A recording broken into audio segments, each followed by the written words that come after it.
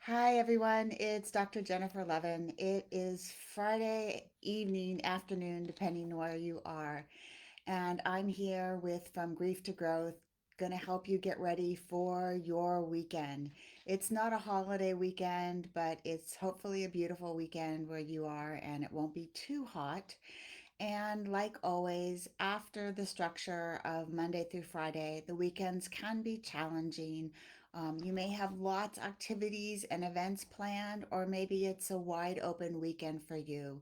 Whenever we're grieving, the weekends can be really tough, especially if you don't have anything planned and you're really struggling with a lot of grief and a lot of intense moments.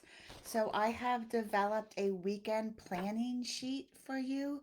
All you have to do is email us at info@fromgrieftogrowth.com and request a copy of the weekend planning sheet. If you don't have it in front of you, just grab a piece of paper and divide it into three columns, starting off with tonight, Friday evening. Then go ahead and do a column for Saturday, divide it in half, Saturday during the day, Saturday evening, Sunday during the day, and Sunday evening. We want to fill it in with two different types of activities. The first one including personal events. Personal events are personal tasks such as laundry, going to the market, any type of work that you might have to do, babysitting, caring for kids, family members, or preparing for the work week ahead.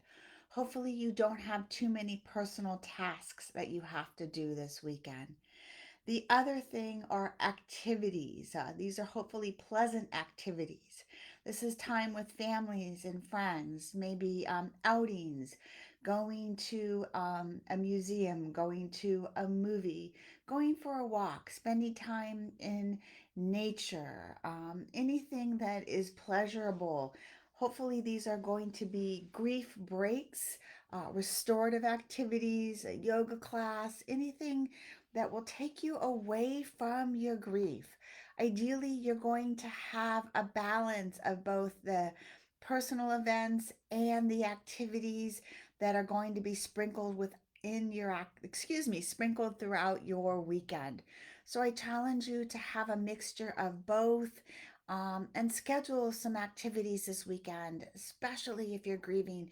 You want to make sure that you get out of the house, so you don't spend time just sitting at home.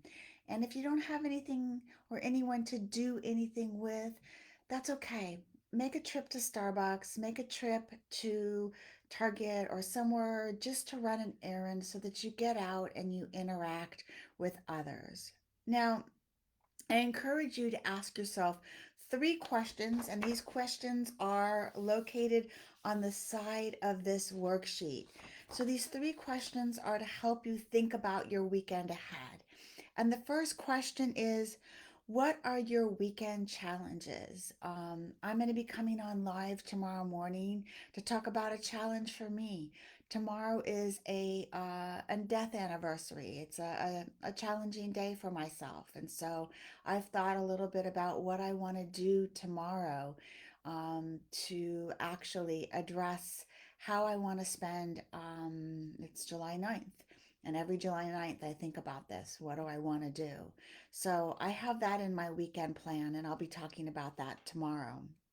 The second question is, so the first is, what are your weekend challenges? So write that down.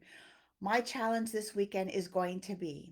The second is, what resources do you have available to support you during these challenges? So write down what these resources are, whether they're going to be friends or family or the activities that you've chosen, a book that you're going to read, a support group that you're going to go to, time by yourself, your journal, your dog, whatever it's going to be. But what are the resources that you're going to use to get you through? And finally, and this relates back to our weekend schedule, but what pleasant events or what activities are you going to schedule this weekend? And I talk a lot about pleasant events because pleasant events are something specific in that there's something that you're going to look forward to. There's something that is like, at least I get to do this. And one of the things or the myths I want to dispel about pleasant events is that they don't have to cost a lot of money. A pleasant event for me is picking up the phone and talking with my best friend. And I like to schedule it at the end of the day because all day it's like, ah, at least I get to do this. A pleasant event can be a relaxing bubble bath. Right now, I'm really into watermelon popsicles. So a pleasant event can be a watermelon popsicle. And so I encourage you to think of a pleasant event that is something you can look forward to and schedule at the end of your day that'll help you look forward to it. So, again, I hope this worksheet can be helpful for you as you're thinking about your weekend, especially if you're going into it feeling a little bit down or your grief is very heavy and intense and you're not quite sure what you're going to do with yourself this weekend. So, wishing you the best this weekend. Take care of yourself, and I hope to see you tomorrow during my sudden death insight. If you haven't had a chance, please sign up for my workshop next Saturday, July 16th, Grieving a Sudden Death. Lots of really good information. Bye for now. Take care of yourself.